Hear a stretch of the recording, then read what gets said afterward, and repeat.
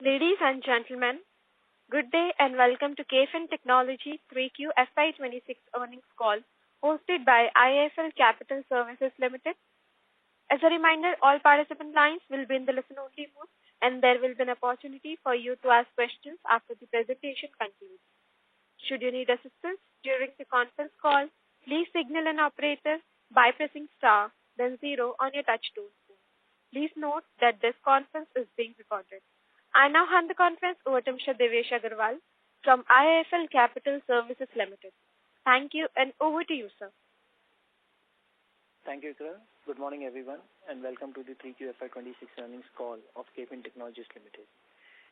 Today from the company we have with us Shrikant Nadella, MD and CEO, Vivek Mathur, CFO, and Amit Murarka, CFO International Business and Head of Investor Relations and M&A. I would now hand over the call to Vivek for his opening remarks. Thereafter, Shrikant will share the key developments in the quarter, and after that, we'll open the floor for Q&A session. Thank you, and over to you, Vivek. Thank you, Devesh. Good morning, everyone. This is Vivek Mathur, CFO for KFin Technologies Limited. This time I'm starting with, the good news of successful integration of Ascent with KFin Tech. And you would have seen the results, and I'll give you some color on the financials, and then after that I'll hand over to Shrikant for the business commentary. The overall performance for the quarter has, the revenue from operations which have grown to 323 crores, which is 11.4% growth for the same quarter versus last year same quarter, and a sequential growth of 4.5% quarter on quarter. For the 9 months, this is without Ascent. If you look at including Ascent, our top line growth, has been very robust for the quarter. It's 27.9% year on year for the same quarter and 19.9% sequentially quarter on quarter. So you can see the impact of Ascent's top line coming in, where the growth has been, sequentially without Ascent 4.5% and with Ascent 19.9%.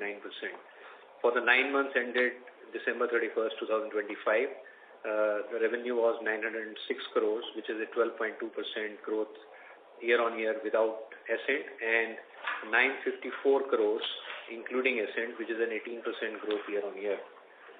The EBITDA has also gone up 14.6% year on year and stands at 149.5 crores without Ascent and 151.6 crores with Ascent. And, the growth year on year, including Ascent, was 16.1% and sequentially 11.7% for the quarter. If you look at 9 months, including Ascent, we are at, 12.5% growth for the 9 months in terms of the EBITDA at 401 crores. So EBITDA margins have also been, well within our guidance in terms of including Ascent, it is 40.9% for the quarter, which is a dip from the last quarter for the 9 months at 300 bips because of the the integration that we have done. There are charges related to purchase price allocation in terms of client contracts amortization and brand amortization of about 2.8 crores for this quarter, which is the impact. And quarter on quarter, you will see an impact of 3.3 crores in terms of amortization in KFin Singapore because of the Ascent acquisition. So, but will continue to remain range bound. The EBITDA margin for the quarter without Ascent was 46.3%, and for the 9 months ended FY26 at 44% without Ascent and 42% with Ascent. It is overall resulting in core PAT going up sequentially by 8% and year on year by 11.8% without Ascent. And with Ascent, the growth in core PAT means without the impact of the one-time hit of labor code, which is about 8.6 crores. And therefore, the core PAT means without the one-time impact of labor code. So for the 9 months ended December 25, the year-on-year growth, including Ascent, for the core PAT for the quarter was 9.1%, sequentially 5.4% growth, and for the year 268.9 crores, it's an 8.6% growth year on year. Our PAT margins at the end of Q3, including Ascents, are at 28.2%. For the quarter, including Ascents, at 26.5%.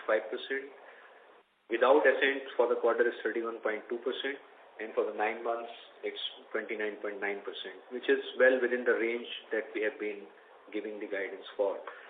We are having cash and cash equivalents of 487 crores without Ascent, and with Ascent 507 crores. And the diluted EPS is at 5.30 with Ascent and 5.44 without Ascent for the quarter. And annualized 9 months is 15.13, which is a growth of 5.5%, including Ascent. It will be interesting to note the mix of the revenue change that has happened. The domestic mutual fund revenue for the quarter now contributes 59.8% of total revenue. International investor solutions is now 16.7%.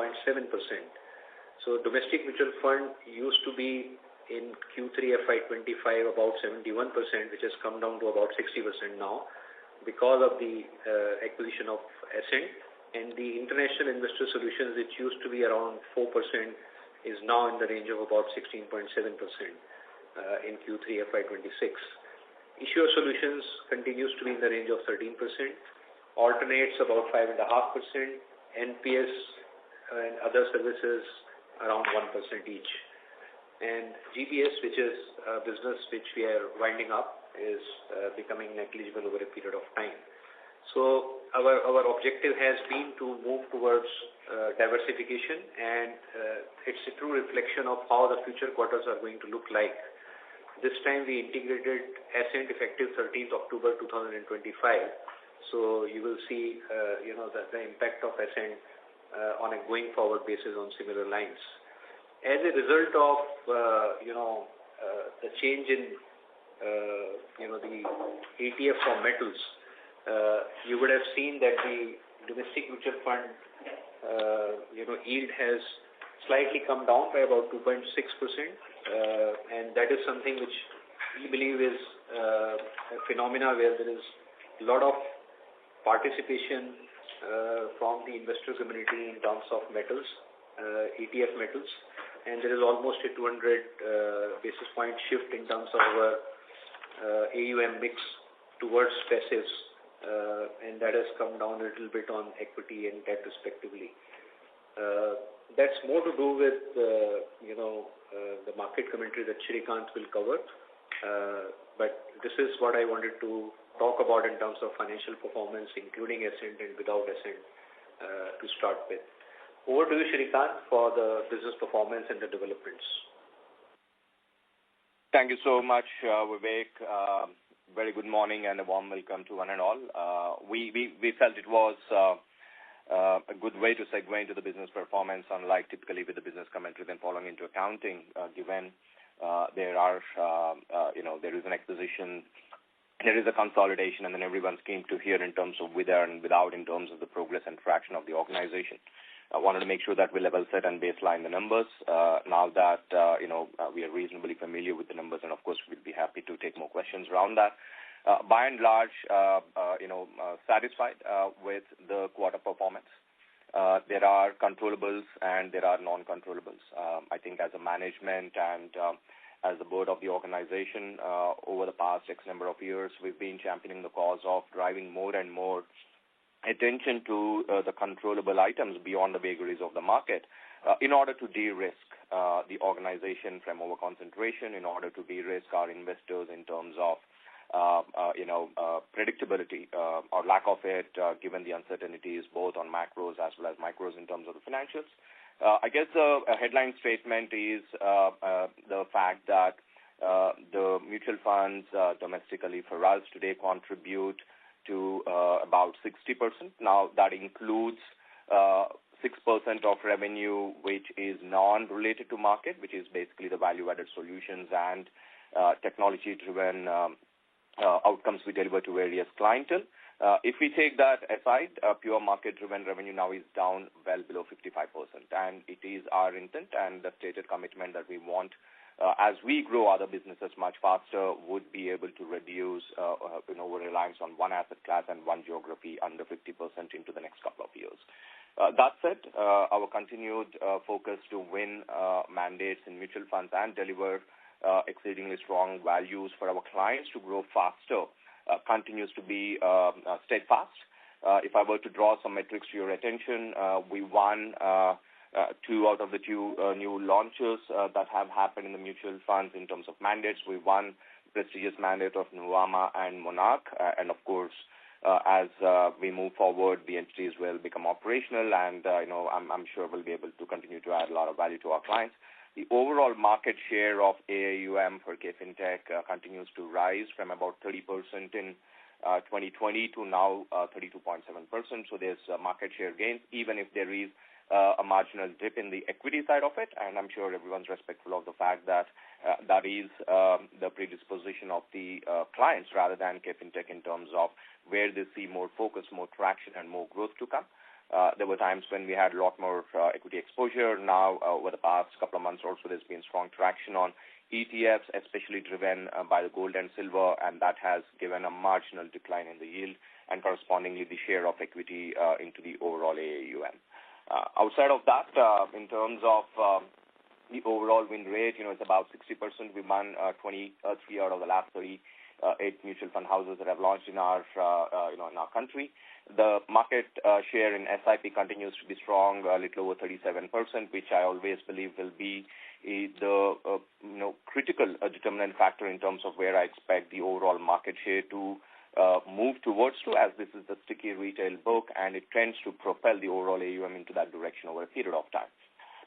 Moving away from mutual funds, Issuer Solutions, once and also ran business, we've been calling out the importance of, adding significant value in this direction to transformation, as well as, significantly elevated, sales performance, including orchestrating several transitions, into the industry.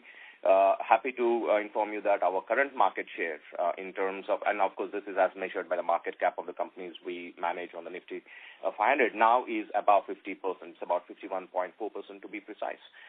We, at this point in time, while at the time of release of the numbers, we're about 9,877 corporates. Happy to inform you that we just touched 10,000, corporates on the Issuer Solutions. Of course, about 9,000 plus are unlisted, and we hope they become listed at some point in time.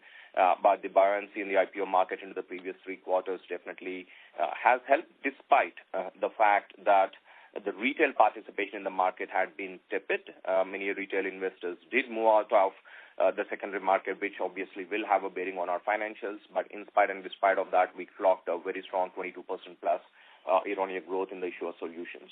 The overall folios that we manage today puts us head and shoulder above biggest of the RTAs in the world. We manage roughly over 35 crore folios at this moment in time.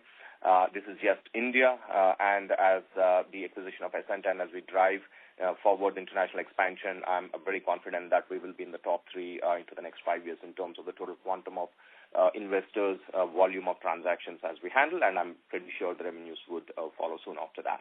Now, these 2 being our traditional businesses, it had been truly our intent to orchestrate several new lines of businesses, one, to de-risk the overall business from concentration, 2, to capitalize on the momentum of various different asset classes, various different business services, and various different geographies.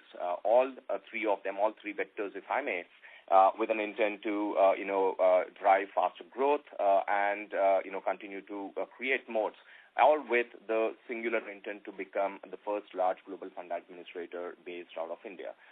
What has that done? The acquisition that Vivek had spoken about adds about 328 additional clients in the form of Ascent, and also very happy to inform you that this seems to be a milestone quarter for us. We have touched 100 corporates in our own GFS business, which is KFin's organic international expansion. We've added 7 new logos into the last quarter, which gets the number to about 100, 328 being SN clients, getting the overall clientele to about 428, managing an overall AUM of now about $41 billion, up from $10 billion till about a quarter back, largely on account of the acquisition. We continue to look at the Asian markets, and the mark-to-market gains have been less than tepid. And one area where India had performed exceedingly well over the past 3-4 years in the form of mark-to-market gains, probably is also seeing sideways movement into the last 18 months. But I'm pretty hopeful into the coming quarters, the Southeast Asian countries' mark-to-market gains would be high, thereby contributing to faster growth of our international business in the form of AUM-driven revenue. Otherwise, much of the revenue growth had been on account of winning several new mandates literally every single month. What had been probably the standout, business performance for us, albeit on a very small scale, is National Pension System. Very happy to inform you that not only have we broken even onto this business, we have clocked a very healthy, close to 30% EBITDA margin. We have also continued to grow 3 times the pace of the industry. The industry grew at about roughly 12%. We grew about 35% in the quarter that has just concluded, having hit yet another milestone of 2 million subscribers. Thereby aiding a revenue expansion and a margin expansion, which we believe will continue to be accretive as the scale of NPS, will see an organic and an extremely resilient growth given an extremely low churn in this portfolio. Alternate investment funds and the wealth, the other lines of business, and continues to expand rather fast. We were at about 36% plus market share into the previous quarter. We have enhanced that to about 39% totally in terms of the alternate investment funds, clocking an overall AUM about 1.8 trillion. As we speak today, we are inching close to 2 trillion AUM being managed by us. Mindful of the fact that, unlike in the case of mutual funds, here a decent part of this AUM covers both transfer agency and fund accounting. So it's a full stack service, much like global fund administrators, how they provide for the rest of the world. And we believe that it is extremely important for us to cover nearly all business services that are required for a fund manager, so as to deliver to our coveted goal of being an XaaS provider, which is everything as a service, which we created with a very simple notion that a fund manager should do what he or she does best, which is deliver returns to their investors. If that being the North Star of any fund manager, then we believe that it is the duty of administrators such as us to be able to take the headache away in terms of technology, in terms of compliance, in terms of operations, sales, marketing, what have you, allowing them to deliver superior returns to their clients. In terms of the overall performance of, I want to just take probably a minute or two in terms of the Ascent demographics itself. As we all know, it's an entity that is present in about 18 different countries. About 9 of them have been reasonably newly orchestrated, which effectively means that they are yet to and will be firing in relatively short period of time in terms of their own growth vector. Otherwise, currently much of the revenue comes from 5 different geographies, Singapore being the largest, followed by Cayman, Middle East, Hong Kong, and that part of the region. And as we have now opened offshore locations in the U.S., in UK, and many countries into the Asian side of it, including Taiwan and Japan, etc., we expect through SG&A and feet on street, we'll be able to unlock value into each of these geographies, even as we have rather key focus in continuing to consolidate our current positioning in our growth geographies and grow at a much faster clip. And of course, the entity had grown about 30% year on year, with the potential to grow much faster. It had been pretty busy couple of months for us in terms of integration with Ascent, both at finance and accounting level. It's been a phenomenal job by our F&A and the M&A teams to be able to integrate an entity whose calendar year does not align with us, currencies do not align with us, accounting policies do not necessarily align with that of India's. Now that that's done, we have simultaneously worked on levers. One, to drive a higher clip of revenue in the form of upsell, cross-sell. There are close to 60 different products that we have identified in KFin Technologies that we've created, which have global relevance, which is something that I would expect Ascent to be able to leverage in terms of their faster growth elsewhere. Similarly, many of these geographies are very large mutual fund markets. As we all know, U.S., for example, is spectacularly large in terms of mutual funds. We are identifying, how to, push the head start in terms of initiating our services in much of the other parts of the world beyond where we currently are present. And as we all know today, KFin Tech offers similar solutions in Malaysia, Philippines, Hong Kong, Singapore, and Thailand. And clearly, there are 13 more geographies that we believe we can, take things forward to. It had also been a very interesting quarter in the form of us opening a very large account in pensions in Southeast Asia, which also has a great relevance in Australia and into the Middle East, having won a large contract in the previous quarter about which we have announced already, but then, we are into the midst of delivery. And we believe that there is a strong potential for driving pensions in addition to the core asset management solutions for mutual funds and alternatives per se. In terms of cost management, we have razor-sharp focus to be able to drive productivity, but in extremely scientific manner. We never take a knee-jerk reaction in the form of looking at the market, correction, so on and so forth. It had always been our focus that even, and especially during the tough times, investing, front-loading investments to drive value to capitalize when the market's thrown up had been our mantra, and we'll continue to do so. None of these conversations in today's world can be concluded without the strategy around artificial intelligence. Much like any other sector, we believe that our industry too is ripe for disruption, for AI. And as we always believed, it is not for somebody else to come and disrupt us. It is for us to disrupt our own selves. And hence, our comprehensive strategy on AI, it cuts across both the generative side of AI as well as on the agentic side of AI, has started to yield, a certain level of comfort in terms of deploying it organization scale, at enterprise scale. It should be very important for all of us to note that a lot of it is still to be tested at enterprise scale, even if it has a lot of relevance in B2C space. We have, however, gone ahead and already created 2 platforms which are AI native, and both of them are interested in the space of issuer solutions. One in the space of bond market and one in the space of investor relations. Both of them are about to be launched into the coming weeks. Very, very excited in terms of how we could do it. But the sum and substance is we managed to deliver them by reducing the cycle time of the delivery by about 45 to 50% thereabout. And typically, some of these platforms would have taken anywhere between 5 to 6 months.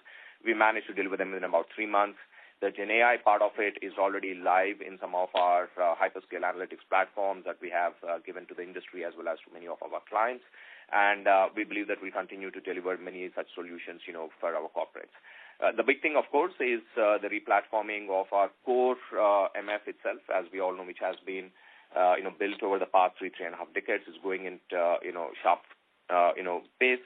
We have gone live with some of the biggest business processes modules into the previous quarter, which gives us a great deal of comfort as we start driving the migration of existing clientele and delivering value at scale and at speeds that the industry had not seen. Today, much of our technological infrastructure, resilience and speed, now we no longer speak in seconds, we speak in milliseconds in terms of responses to our digital ecosystem. There is still many a mile to walk in this direction, of course, but that said, I think it's been a very good quarter in terms of not just tech adoption, but pioneering some of even the untested technologies, if I may, some of which we can't just speak yet about, but we will in due course of time. So broadly, that's been a quarter for us. Very excited to look into the last quarter of this year. We continue to see a mix of headwinds and tailwinds. Headwinds largely in the form of course, the market performance and continued outperformance of passives over actives, so on and so forth.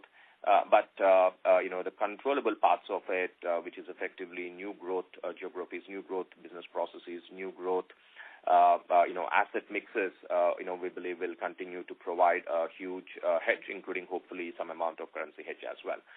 So that's broadly, the update at my end. So we continue to drive growth forward, keeping a very sharp focus on risk management and cost management at it. Thank you. We're happy to take questions now. Thank you very much. We will now begin the question and answer session. Anyone who wishes to ask a question may press star and 1 on their touchtone telephone. If you wish to remove yourself from the question queue, you may press star and 2. Participants are requested to use handsets while asking a question. Ladies and gentlemen, we will wait for a moment while the question queue assembles.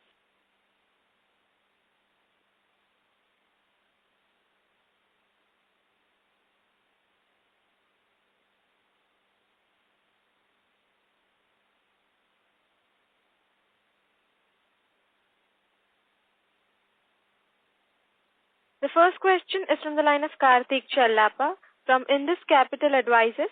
Please go ahead. Yeah, thank you very much for the opportunity. Hope I'm audible. I have 2 questions. The first question is, in this quarter, if I were to look at our issuer solutions, we've seen a sharp margin expansion. And if I just look at the incremental EBIT on incremental revenue, that also looks pretty high. So just curious to see whether there were any non-recurring items in this and what drove the strength in this particular segment this quarter. That's my first question. Thank you, Karthik. And as always, pleasure to be talking to you.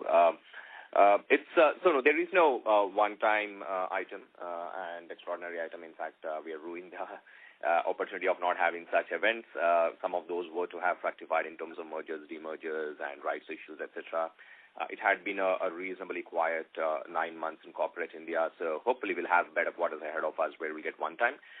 But this particular quarter's growth on issuer solutions, Karthik, is just purely organic growth, which is a compounding of several IPOs that we have done into the past year as well as into this year, which drove our annuity revenue.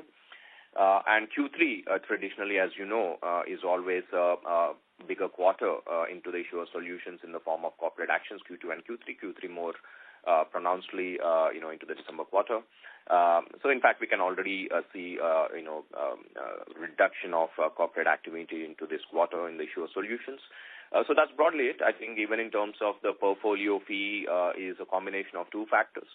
I guess winning several such deals and transitioning some large accounts into us at higher rates helped us to improve the throughput, though I would attribute much of the portfolio increment largely towards a reduced number of folios, which is because retail participation had come down in the last quarter. But the corporate actions revenue, when distributed over a reduced number of folios, obviously will semantically show to be a higher per price folio. So I wouldn't read too much into that. I think the math would automatically adjust itself into the coming quarters in terms of the per folio pricing.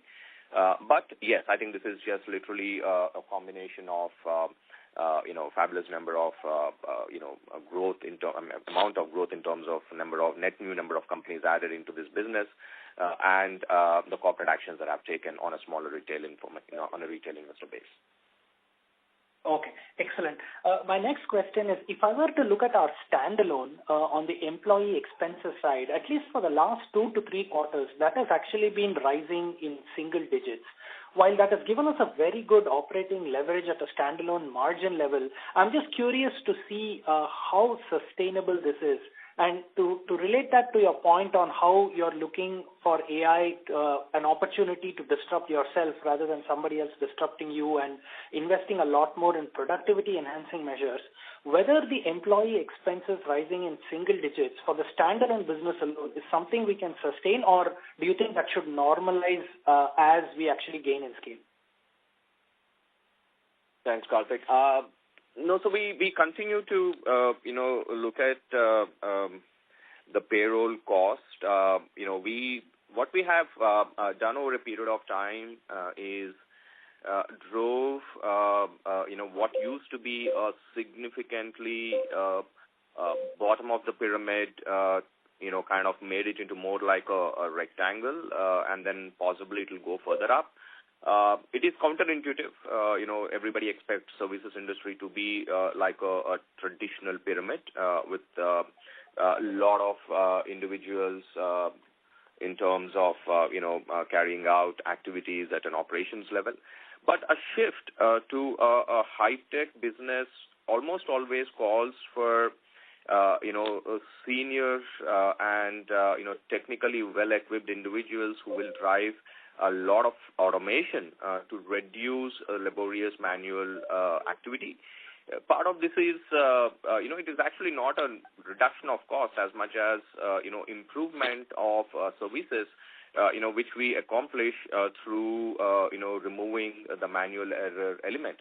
As we process crores and crores of transactions, today we process little over 1.5 crore transactions a day. Almost $300 billion worth of money gets settled on our accounts. The margin for error is negligible. So basically what we're doing is, the count, the pyramid is transitioning. The count probably will not grow much further. And as this entire senior, technically strong, team tries to drive more and more automation straight through AI, I expect the payroll cost to probably come down, but that will have a compensatory cost escalation in the form of technology. Now, some of it may be one time, some of it may last more than a couple of years, but that is very much required. As we, an organization trying to be a global entity, and Indian mutual fund itself, today touching almost $1 trillion, poised to cross $2-3 trillion into the next, 5 to 6 years. The volume of transactions will expand in a phenomenal manner. And with every transaction increase, the data exposure to us increases tenfold. So it is in that direction. So I think I draw comfort in the fact that we could keep the payroll cost around that number. It may remain to be so, but what you will see is probably the non-payroll cost expanding.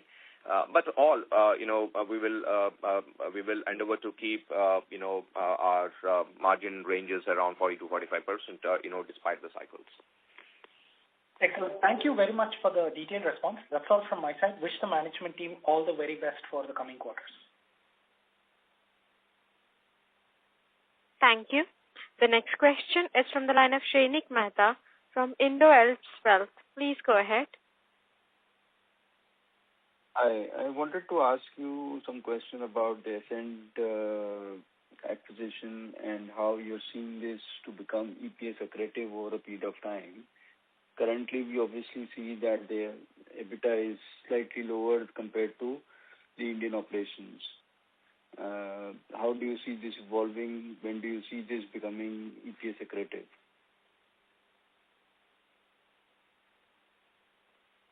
Thank you. I'll take that question. So, on a cash basis, Ascent is already EPS accretive, notwithstanding certain accounting, adjustments that were required in the form of deferred tax liabilities, etc.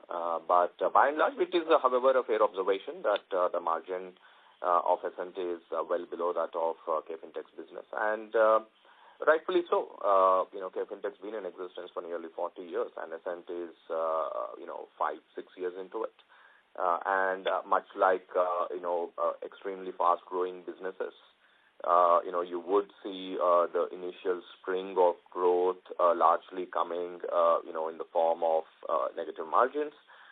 In fact, for the fact that they have already turned around the corner, both at EBITDA and at PAT level, is a true mark of phenomenal leadership of the founders at Ascent.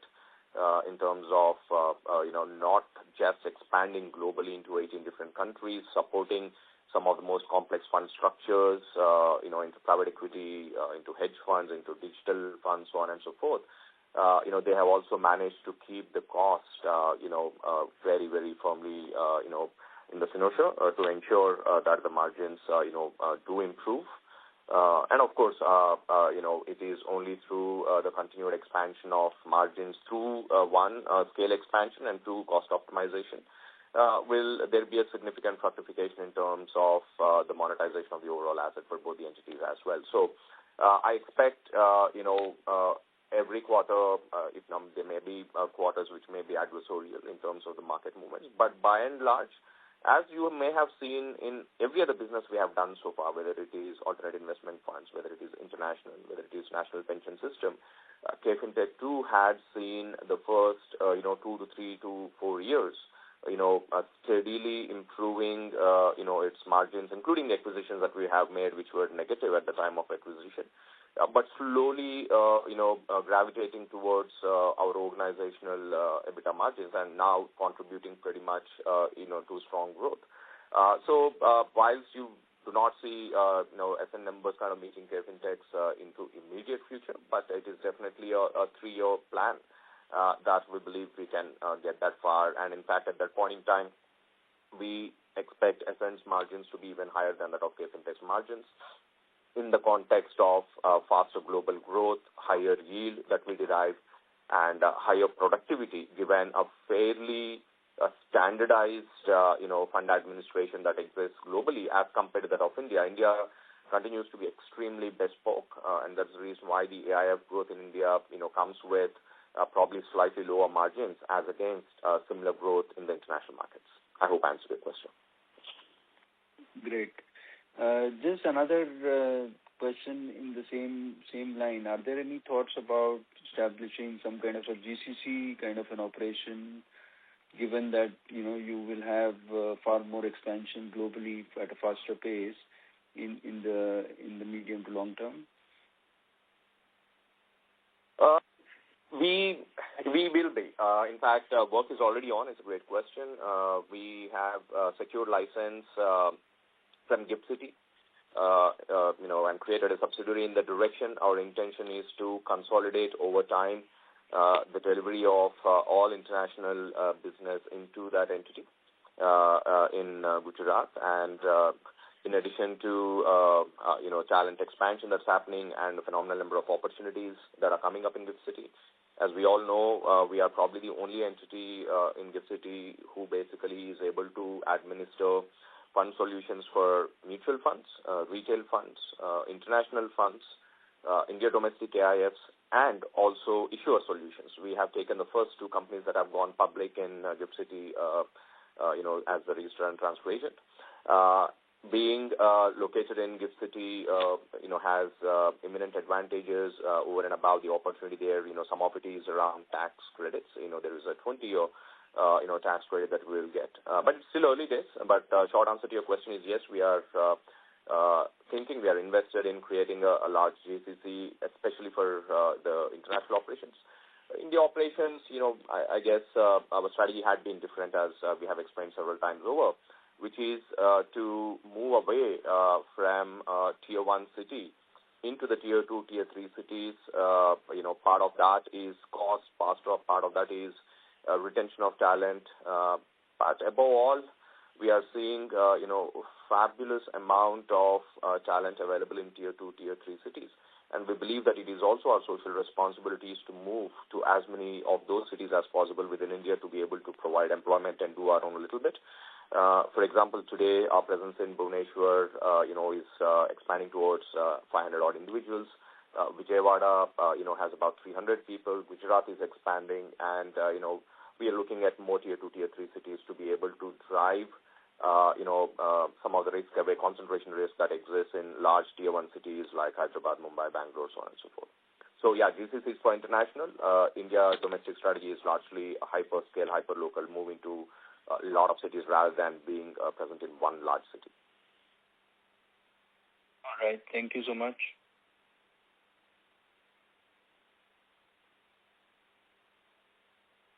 Thank you. The next question is from the line of Lalit Mohan Deo from Equirus Securities. Please go ahead. Yeah, hi. Good morning, guys. Congratulations on the numbers. I have 2 questions. So firstly, on the international business, excluding Ashen, so there we are seeing that like the AUM growth on a sequential basis seems to be around 9 to 10%.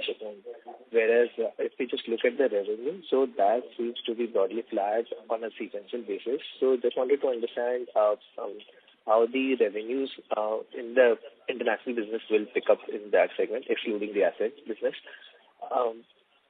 Second question was on the Ascent business itself. Now, when we are looking at improving the margin, so in this business, so just wanted to understand, like the margin improvement, will it be on both accounts, both on the employee expenses side as well as on the other expenses side, and where do we intend to take this in each of these segments in the next 2 years? Sure, thank you. I'll take the second question first. I think part of it I've already answered. Every acquisition that we have, every new line of business we have, we usually have a 3-year strategy. The intent is that we challenge ourselves constantly to push each of those businesses to arrive at similar margin profile as the rest of the organization within 36 months. Thus far, we had been vastly successful with the exception of one odd business lines, for various different reasons.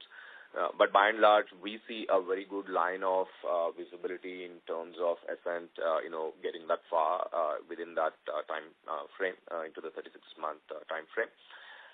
What will contribute to that? I think every lever that is possible. Part of that is just simple scale. That means as you keep expanding your revenue profile, a lot of your fixed overheads get absorbed and hence your margin expands, which is typically a symptom that you would have seen even National Pension System, for example, for us. It's been a loss-making business for the last 4 years. Not just have we turned around, we're kind of looking at a very, very healthy double-digit margin in just a matter of few quarters, which is the same thing that will happen. So there is scale that will drive it. Payroll cost, to an extent, I won't put my top bet in payroll cost optimization in Ascent. A business that is designed, built to grow geographically with a strategic ambition to become a global fund administrator. We should not be, cutting corners in the form of feet on street into the geographies, having started, so many countries' operations. In fact, I'd expect probably some amount of expansion in that, even though productivity will continue to significantly expand. So for the same quantum of work, we may need fewer people, but in general, we'll need a lot more people as we grow our business, into this 30-35% kind of a clip, year on year. It is probably the non-payroll expenditure where we may see immediate amount of traction in terms of optimization of costs. So, for example, real estate costs, much of Ascent is also present in India and in Malaysia in terms of headcount. 200 out of 300 people are based in these two locations, which is where KFin also has very strong presence. So we will be consolidating real estate costs, infrastructure costs. As we all know, we are one of the largest data fiduciary in the country with over 8-9 petabytes of data. The amount of support we can afford, we can afford in terms of consolidating, whether it is data centers, whether it is licenses, whether it is, tech manpower, digital UI, UX, so on and so forth, is quite substantive. The last 6 weeks had been in that direction, our focus to be able to identify the non-payroll cost synergies that we can drive them down and hence see a reasonably quick margin uptake. Now, obviously, many of these are contractual in nature, so we'll have to wait for the life cycle of that particular contract to end. Or if I have a multi-year contractual life cycle, we might probably look at a premature termination, but then, be able to identify how we can optimize the cost based on the KFin's own structures. So basically every lever that is there, we are constantly working on, including the upsell cross-sell component of it. I think on the first question was about domestic funds, if I'm not wrong, in terms of the AUM growth being there, but the revenue not necessarily translating into as much. We've known this beginning of this year itself. I think you probably would have seen a trend, through the year, which is a combination of a certain amount of extraordinary discounts that were given at the beginning of the year in the very month of April, obviously meant that the AUM growth need not necessarily have translated into the revenue growth into this year, but the base effect, will end by end of Q4. As the base effect ends, what you would start seeing is growth of revenue nearly dovetailing that of the AUM growth into the coming year. So to that extent, it is expected, anticipated, and has already been modeled into our books. Yeah, thank you, sir. But actually, the question was on the international investor solutions, excluding the asset. Yeah. Shrikant, I'll take over this question. Sure. On the international business, while we have seen that, the revenue has gone up without Ascent for the GFS is about 5.7% sequentially quarter-on-quarter and a little more than 11% year-on-year. The AUM has come down slightly, and the BIPs, AUM has gone up, but the BIPs has come down slightly from 4.73 to 4.13 YTD December 25. That is largely because many of the funds are still on the minimum fee, and as they cross the minimum fee, the yield will the yield will come in terms of BIPs-based pricing. And we do expect with the newer contracts coming in, platform revenue coming in from international business that Shrikant talked about earlier, the overall BIPs will improve as we go forward and start winning larger contracts, which Shrikant alluded to earlier in his commentary. Does it help, Lalit? Just answer this one data giving question. So, could you just give us a split of the issuer solution business between folios, corporate actions, and IPO?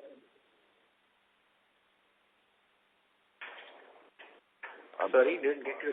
Can you repeat? Sorry, the voice is a little muffled. I'm not able to hear you very well. So I was just referring to that split of issuer solution business between folios, corporate actions, and IPO and income. You want a breakup in terms of how much is the percentage of revenue mix in corporate registry, correct? Yes. Yeah. So corporate registry, 47.6% of the revenue comes from folio maintenance. About 40.2% comes from corporate action, and 12.2% comes from value-added services.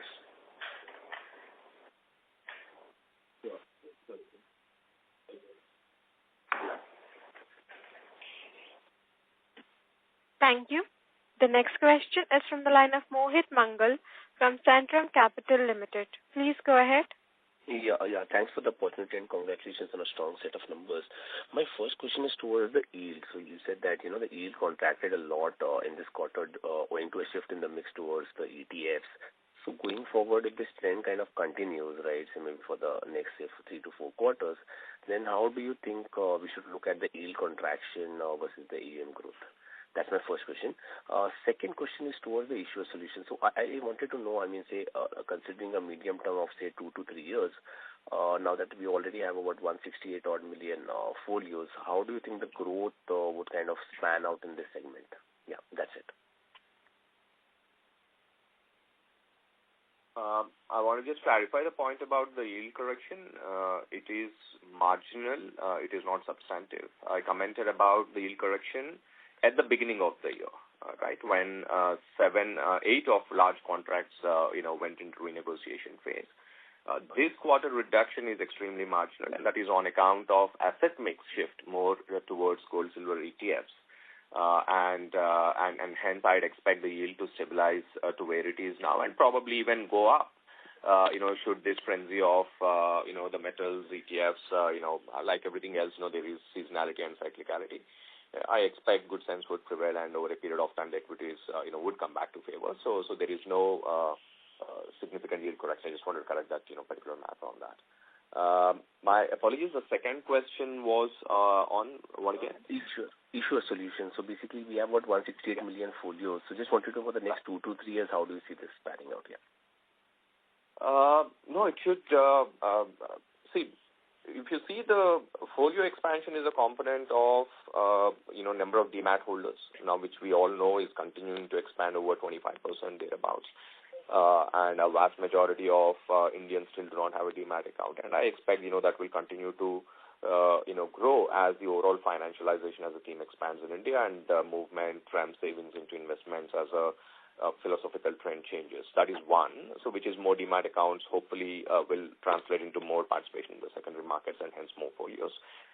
Second is of that, how many of the clients are the clients of KFin services today? And that is where I was stating that our market share has now gone to 51.3% in terms of the market cap of the Nifty 500 companies. And as we win more and more companies and we transition more and more companies, consequently, the folios will continue to expand. Third item is the market performance itself. Retail investors, as we all know, is at least preaching to the choir, is generally a fairly risk-off approach when the markets do not give conducive returns over a period of time, and which is what we are seeing. I think, Indian markets have barely moved into the last 18 months. And the first 12 months, the folio participation or the retail participation was still good. That was the previous year. This year, we have started to see a reasonable amount of movement away by the folios or by the retail investors from the secondary markets. We still continue to grow because of the net new number of clients we have added and hence the retail participation in those. So what I expect to see, should the market turn around, is actually a double whammy, which is a lot many more companies to go public and a retail folio expanding and thereby the revenue expansion to be even faster clip than what it is at this point in time. Not to mention, should the results be very good, so will the corporate actions be. So it's hard to predict. There is a lot of macros associated with that. But we believe that we have unlocked, this, what used to be a 10, 11, 12% kind of a growth momentum business into anywhere between 15, 16 to 20% kind of a growth business year on year, and that if that were to fructify, that means the number of folios will have to expand at a faster clip, which is what I think will happen. Understood. This is helpful. Thanks, and wish you all the best. Thank you. Thank you. Before we take the next question, a reminder to all the participants that you may press star and 1 to ask a question. The next question is from the line of Devesh Agarwal from IIFL Capital Services Limited. Please go ahead.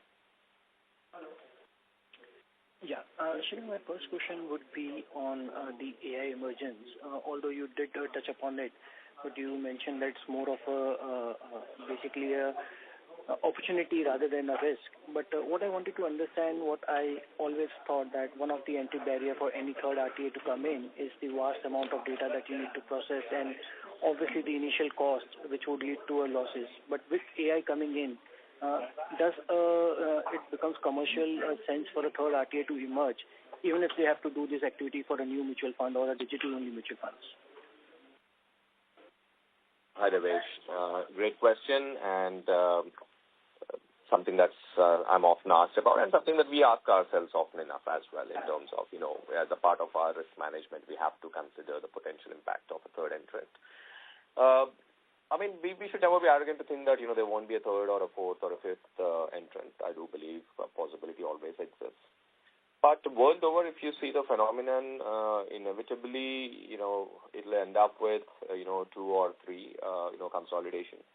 For example, in our industry, whilst today it may appear like there are only 2 RTAs, if we kind of, take a step back and look at what was the situation prior to 2020, just 5 years back, there were several more RTAs. There were actually 8 RTAs when I joined this industry myself and even more prior to that. Right? What happened is basically consolidation. Consolidation happened because until and unless there is significant scale in this business, it is, it's near impossible to get both ends meet, right? Even if you have very deep pockets, want to burn cash for a decade, it would still be a very tough thing to accomplish, in this business. And also considering the fact that our own yields, what used to be a 6-7 basis points are now to about 3. For a third entrant to come in, obviously there has to be a business case for anyone to take the risk and cut over. And if that does not give a 40, 50, 30% kind of a, optimization, it makes no sense for anyone because the cost of transition itself is way too high, not to mention about the risk of transitioning, which can be, quite catastrophic in the scale that we operate at. So I would find it hard business-wise for anyone to enter into it. AI, probably may reduce a certain amount of cycle time on the tech development, but where we exist is in the crossroads of tech and domain. And it is truly the domain knowledge that we bring to the table, that makes the most significant difference. Otherwise, today, if you see, or not just today, even over the past number of decades, you want to start a bank or insurance company, you want to start an oil company, you want to start a B2C. Many large enterprise players like SAP, Oracle, Microsoft, they always have enterprise solutions, right? And that's what you take. But for this, very nuanced business, nobody has been able to create, platforms like this. And that truly is our mode. So I don't think AI is going to take that domain competency away. And even if it were to at some point in time, the business dynamics in terms of unless there is a massive consolidation and about somebody wins 15, 20 clients together, it makes no sense. Winning new clients is not nearly going to cut ice in terms of even breaking even to the next 10 years for a new RTA. Makes sense, very clear. And my second question was on the international business or the Ascent. Historically, we have seen, although we had a very strong client wins, but typically I think these were smaller clients. So just wanted to understand the progress in terms of winning newer mandates from a medium to large size clients. That has truly been our focus. You're right. I mean, many of these are very large logos in terms of names, but I think we need to respect the fact that these are relatively smaller geographies, right? I mean, we're not exactly in the US and Europe and Japan. We're in countries where the capital markets are buoyant enough, are pragmatic enough to embrace outsourcing and even offshoring, if I may. But let truth be told, the total corpus of AUM is not that significantly large. And yes, of what is there, it is also true that we have managed to scoop out probably nearly all new AMCs and many of the small tiered AMCs. But what we have seen in the last 18 months is that we started winning larger mandates, larger in the context of those geographies. We should not equate them to large like our mutual fund houses, which are very probably on an order of 20 to 30 times larger.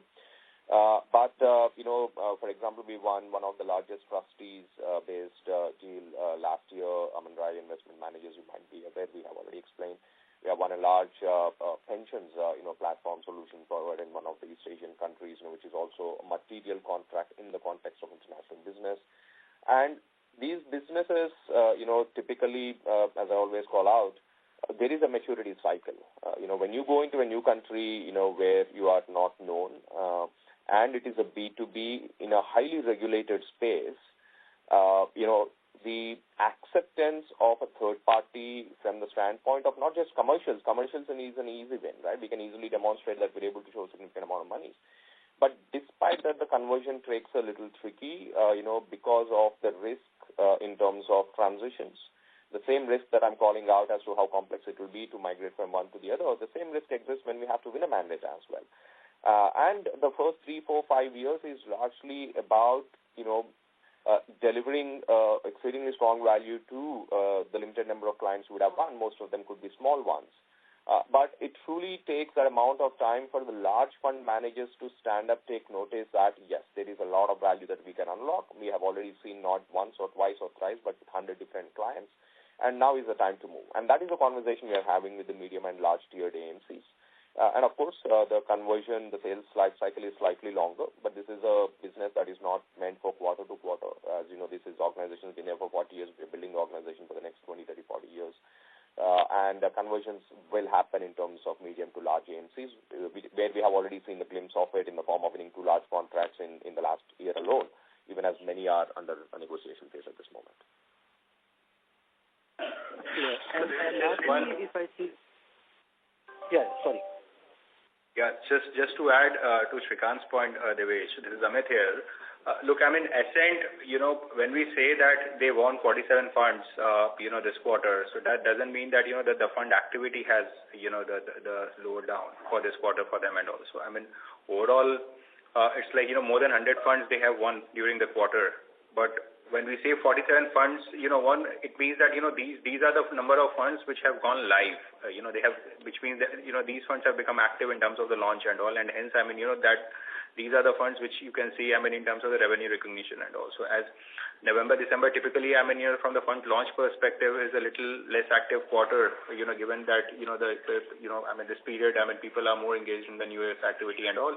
As we hit the Jan, Feb and all this quarter, I mean, we are seeing more aggressive in terms of the fund launches and also, and this number will catch up. So, to give a perspective, so Ascent did, basically they were on a monthly revenue run rate of around $1.5 million, last December 2024. Now, as we speak now, they are more than $1.9 million in terms of the monthly revenue run rate and also. They are well on track in terms of the growth, the guidance that we are envisaging for the company. Makes sense. And lastly, if I see the asset mix for your international business, I see multiple categories. Now, on an overall basis, we understand that the blended yields are somewhere around 6 to 7 basis points. But is there a significant difference between hedge fund AUM or public market or digital assets? The reason I ask is that we want to track if a particular segment grows faster, will that have a positive or negative impact on the blended yields?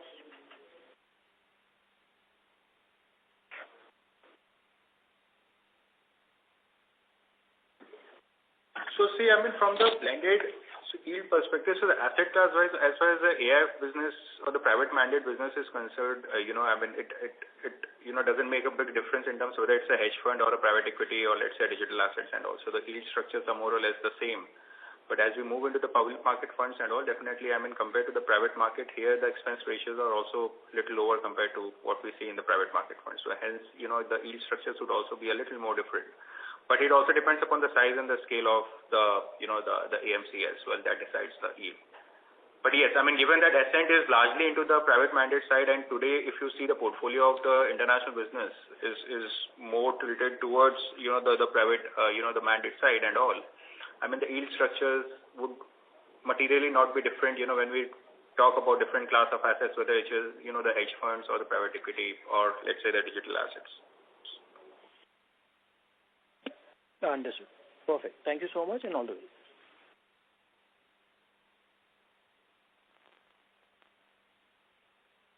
Thank you. Ladies and gentlemen, we will take that as the last question for today. I now hand the conference over to Mr. Vivek Mathur for his closing comments. Over to you, sir. Thank you.